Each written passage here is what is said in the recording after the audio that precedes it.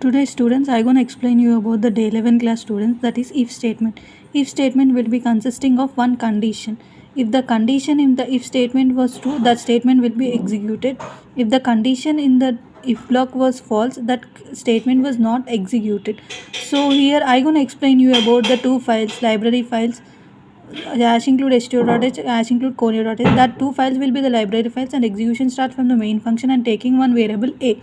And next statement will be like printf, enter the number you want, and that number was stored in a. If a double equals to 1, and the printf statement, that is true statement, so the condition is become true, students.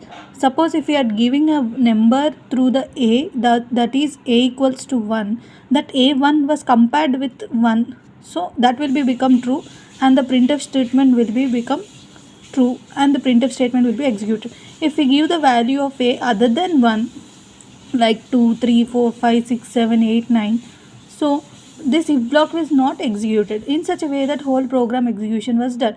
Thank you, students. If you have any doubts, kindly mail me. This is day 11 class.